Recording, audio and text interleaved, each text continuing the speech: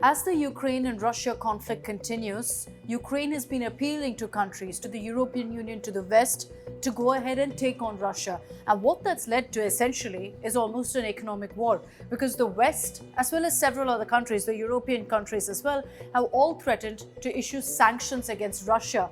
The result of that and the impact of that is already being seen in Russia and the Russian economy, which is getting weaker against the US dollar.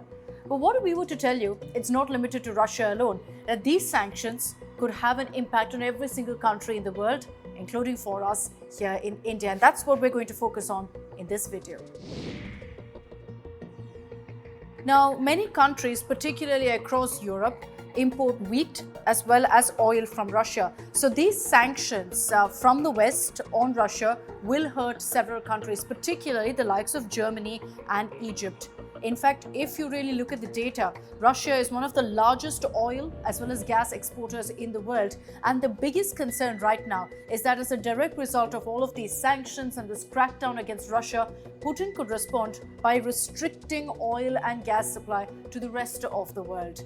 And then in European nations, it could become a huge concern. Europe gets more than 3/4 of its gas supplies from Russia. Now, if Putin decides to put a full stop on that and Russia decides to stop its gas supply or even disrupt it in any way, Europeans will have to face higher electricity bills. And then, to ensure that they don't suffer in their homes, they'll have to rely more on fuel, which means, of course, huge amount of costs for each person, each citizen to face.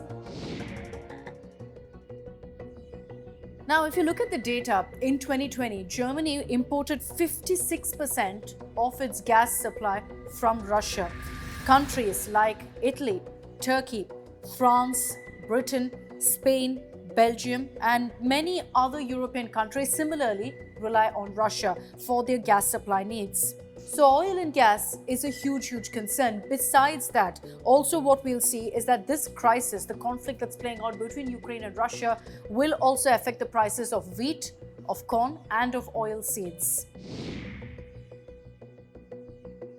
Russia and Ukraine account for about 30% of global wheat exports and about 80% of the sunflower oil exports around the world. They both, Ukraine and Russia, are key suppliers of wheat to the Middle East as well. And we're already seeing its impact around the world, particularly in Black Sea ports, because the conflict is disrupting exports now to the ports across Black Sea and particularly the cities around this area. It could also lead to an increase in food prices in countries like Libya, in Lebanon, Yemen. All of them could see, according to experts, a rise in food prices.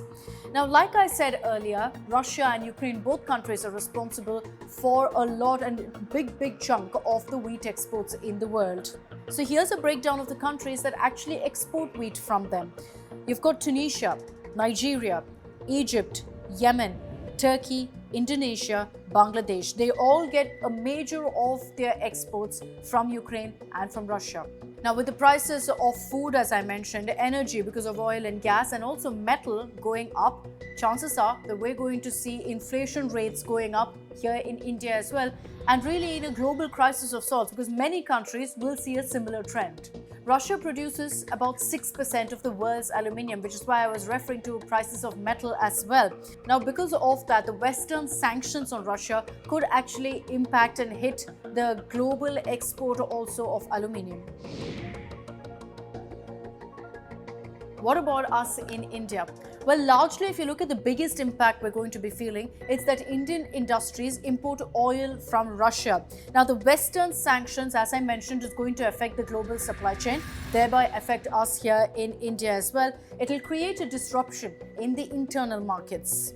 Now, the imports of engineering machinery, of iron, are also likely to be affected. The cost of raw materials for Indian industry will go up, and that usually almost always has a ripple effect of sorts. Now, as a result of the Western sanctions, you also have the State Bank of India cracking the whip. How? What they've done is that they've stopped processing transactions of Russian entities. Remember that State Bank of India is the largest lender here in India, so that's bound to have a huge impact for everyone.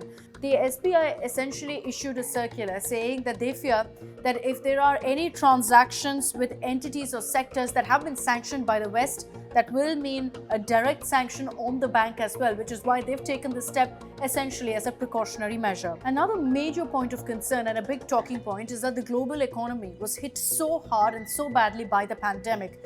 We're just starting to see signs of revival. And what kind of an impact will this war between Ukraine and Russia have on the global economy? There are signs of it already being seen.